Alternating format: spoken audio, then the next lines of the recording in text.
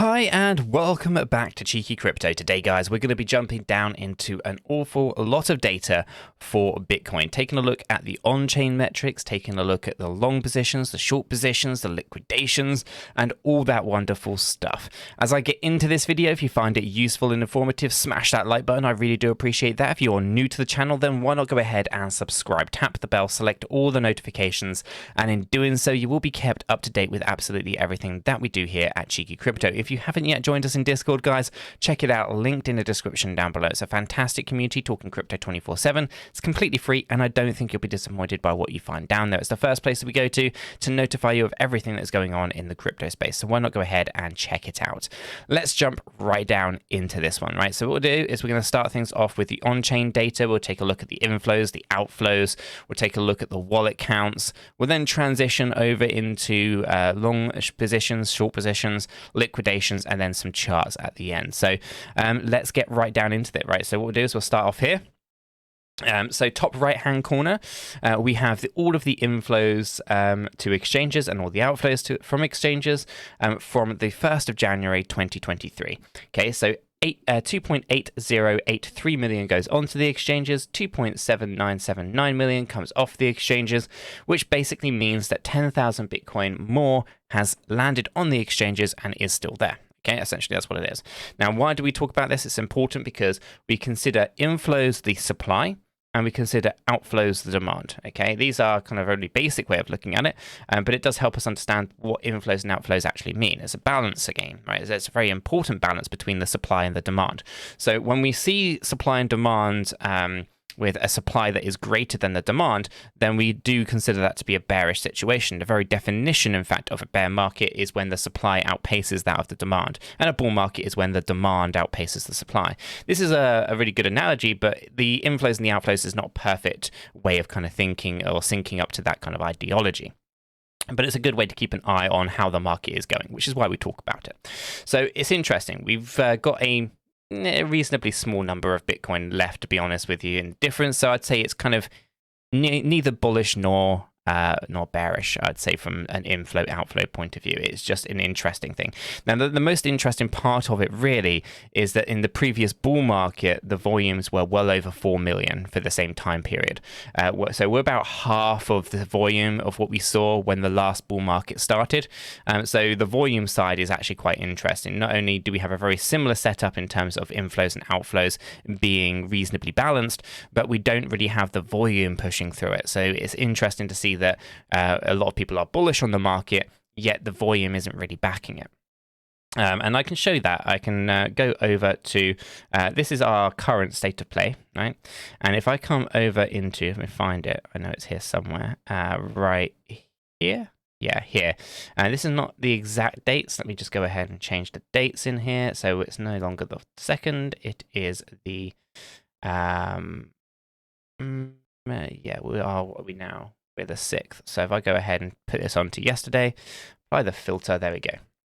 So as we can see, it was 4.59 million going on, 4.56 million coming off. So very similar in the way that we have slightly more on the exchanges, but the volumes are significantly different, right?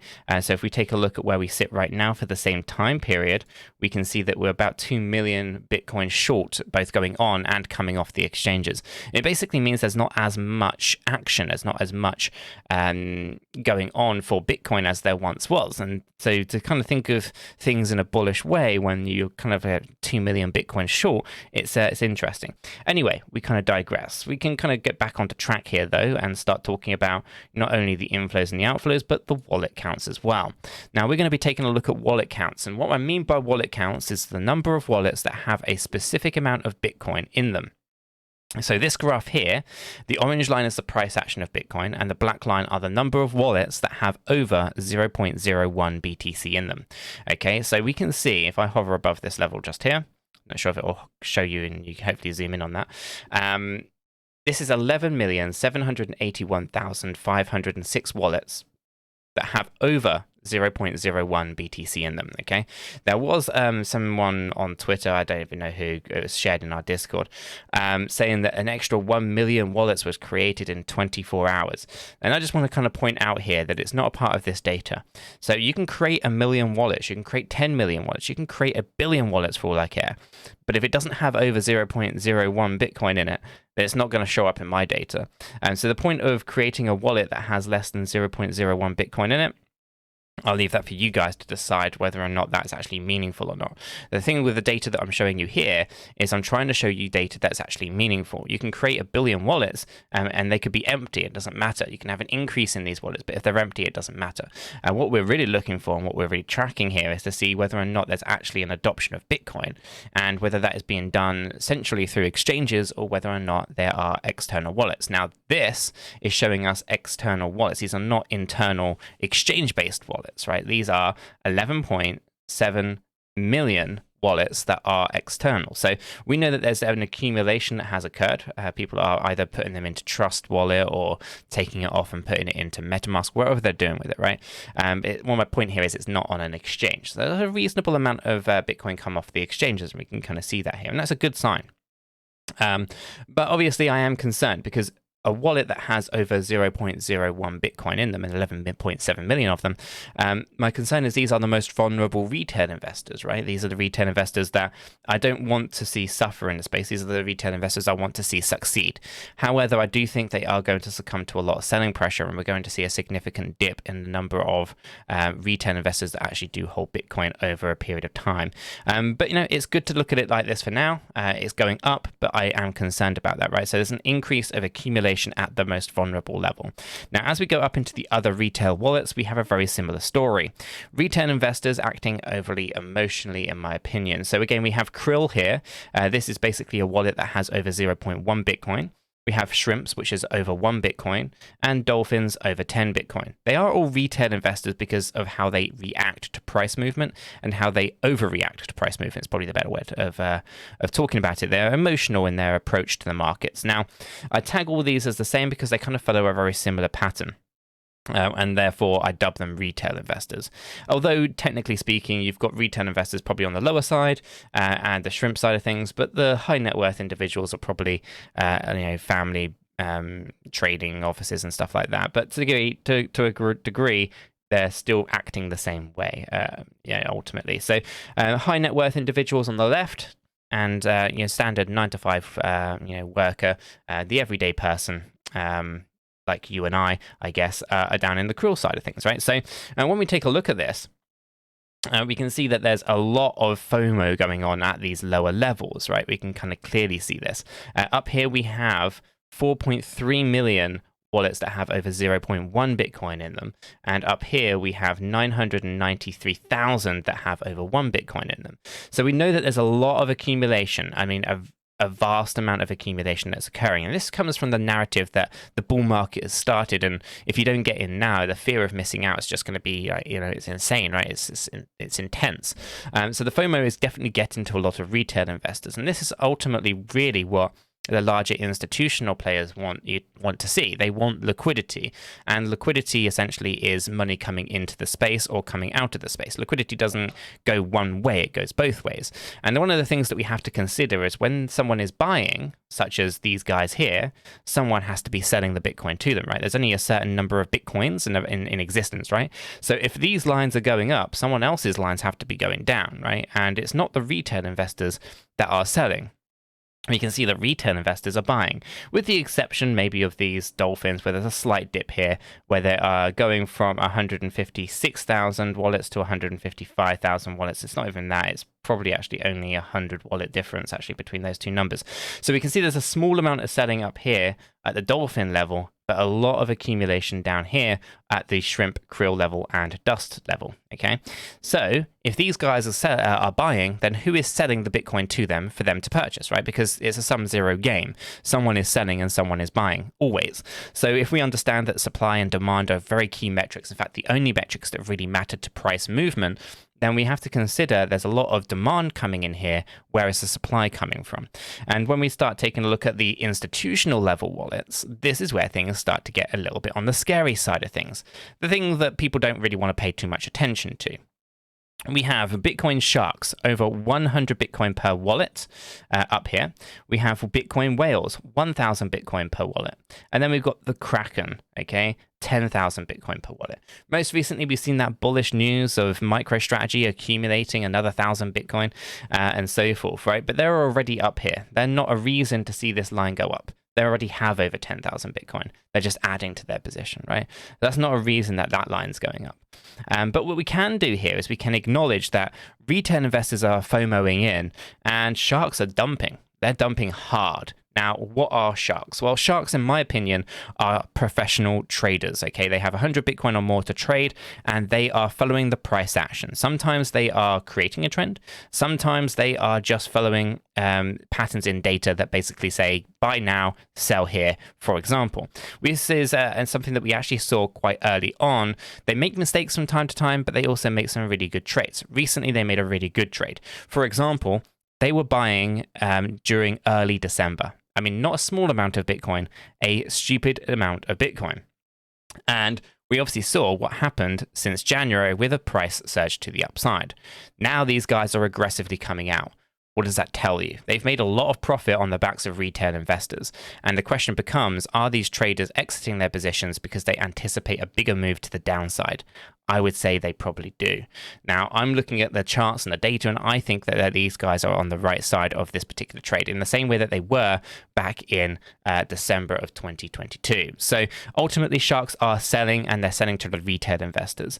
The Bitcoin whales are doing something very similar. I think they're manipulating the price. I think they created the movements of Bitcoin to the upside. We can see this from smart money concepts on the charts, where we actually see a lot of the imbalances in the order books, and we can see them getting stacked up quite a bit.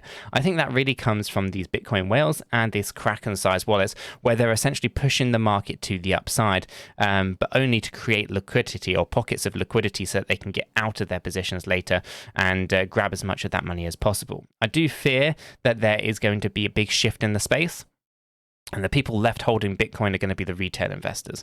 Now, it might not look scary when we take a look at the whale wallets just at this view here, right? The number of whales that have over 1,000 Bitcoin is 2,013. Okay, there's 2,013 whales at the moment.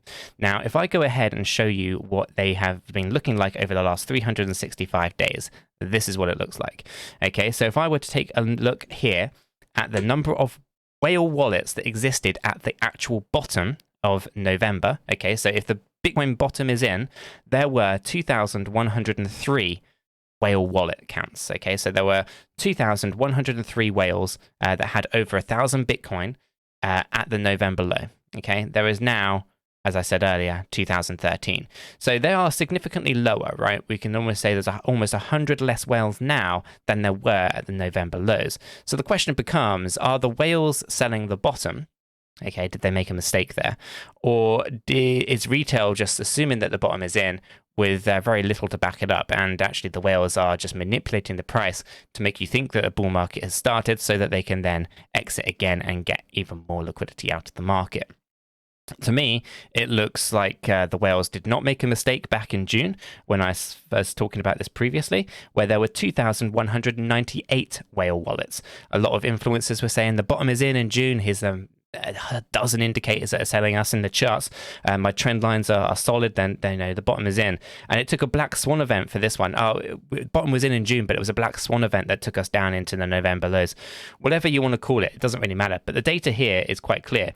We're following the money. The money is exiting Bitcoin, and it still continues to exit Bitcoin. So the question becomes, is big money exiting Bitcoin because, we're in a bull market? Or is big money exiting Bitcoin because, well, retail have provided them the opportunity to get out, and there's going to be an additional low at some point? Now, as I kind of come back up into our wallets here, and we can see this Kraken, there's going to be people out in the space that be thinking, well, maybe, you know, the whales have just become Krakens, right? And well, that's not quite how these wallet counts work. This is over 1,000 Bitcoin, which means every count in here also includes these Kraken-sized wallets. So when you see a dip here, it means that they've now got a wallet that's less than 1,000, not more, less than 1,000. And then we can see this side, it's less than 100, right? But the Kraken-sized wallet, maybe, you know, there's just a huge accumulation occurring at the Kraken side.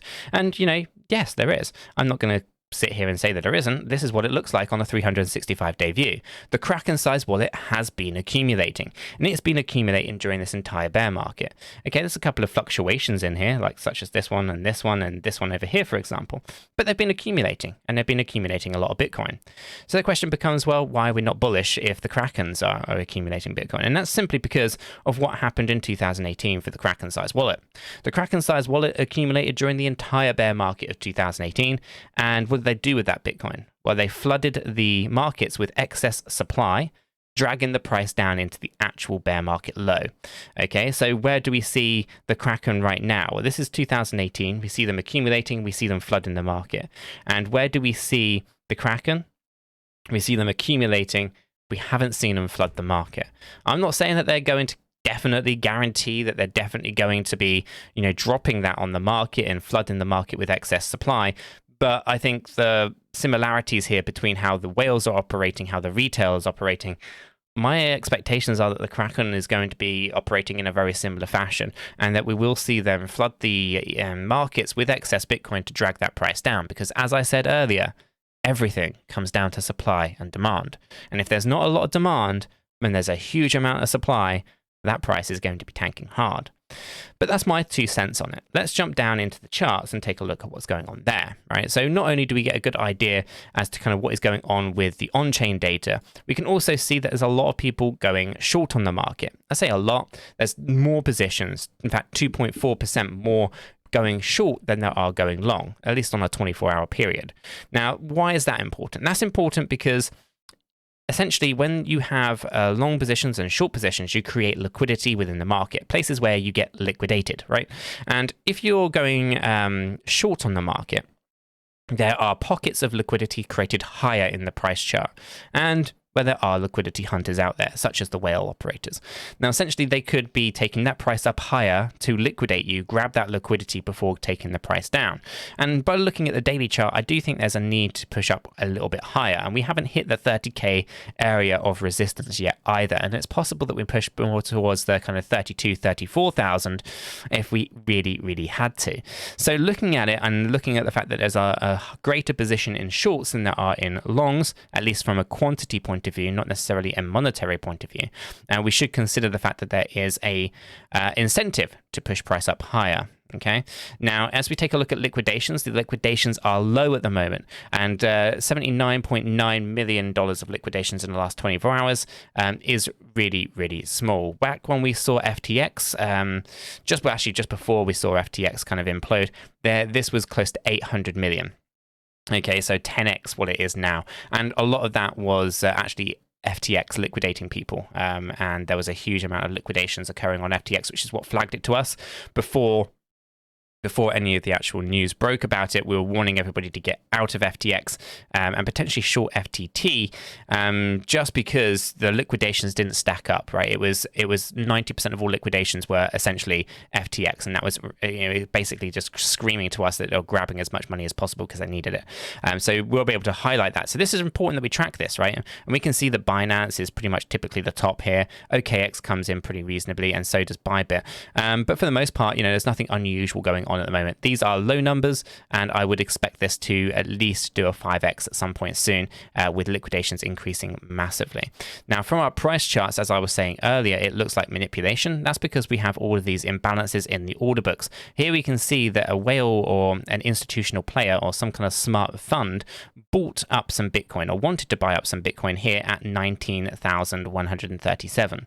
Yet the price had to go up here in order to complete that transaction at 19,876. Now, typically, when you see these imbalances, these fair value gaps, when you see an order coming in here but only being able to be fulfilled up here, you can see this gap was left behind. It's unusual to see an institutional player who wanted to buy it down at this low buying it up here and then continue to buy up and continue taking that price up higher, unless of course the idea is only to push the price up higher to create FOMO and to create pockets of liquidity. Now this one down here is not too much of a problem. I don't mind this one, but it definitely gets a little bit unusual here. Here we can see that we saw manipulation at 20,000, and then they continued to kind of layer in their orders at 22,000, and then we saw again at 25,000. Basically, these gaps should never have been stacked like this. Normally, what you would then expect to see, specifically on something like the daily time frame, you can see it and expect it maybe on the hourly, but price should come down and fill them. Instead, what we should expect is basically one of these gaps gets left, and then price comes down and fills. In fact, this one came back into this area. It didn't completely fill it, but it did come back down into it. So our expectation here is that at some point we're going to have to come back down and fill these fair value gaps. I don't know when, I don't know how long that's going to take, but essentially I would say that we are likely to have to do so. And we can review where we are on this price chart, and you can kind of look back and say, okay, well, where are the gaps that have been left behind? Well, they are still in existence, right? We don't have to fill them. It's not a guarantee that we fill them, but my expectations are that when we start stacking them up like this, it's incredibly unusual, and we should start to think about some kind of natural retracement, so considering we haven't got the data to back up a bull market. So ultimately, yeah, I'm pretty concerned by that. Now, from our areas of resistances and things like that, we still are tracking some interesting kind of levels as well from an Elliott wave theory point of view, so I'm not terribly too concerned there. And we obviously are in our supply zone at the moment as well. But let me know what your thoughts are. I'm going to leave this video right there. There's a lot of things to kind of consider, give you my 2 cents on what I think is going on. I think we're going to have to go down into a new lower low, because it doesn't make sense that smart money or big funds have been selling the November low. My expectations are that they're going to have to buy in at some point, and they're probably going to be looking to do that at a cheaper rate. So my expectation is that at some point we're going to have to go down. But let me know what yours are down in the comments below. Really interested to kind of canvass everyone's thoughts and opinions on Bitcoin and where they think it is heading. And guys, I'm going to leave it there. Remember to join us down in Discord. If you do find this useful, smash that like button. If you're new, subscribe. And guys, have a fantastic day, and I'll catch you all in the next one. We are not financial advisors, and none of what we have communicated verbally or in writing here should be considered as financial advice. It is not. Do your own research before investing in any digital asset or affiliate offers, and understand that investing in any crypto is risky. If you do, you need to be prepared to lose your entire investment. This video is for information and entertainment purposes only. All our videos are strictly personal opinions. Please make sure you do your own research and never take our opinions for financial guidance. There are multiple strategies, and not all strategies fit all people. Our videos are not financial advice.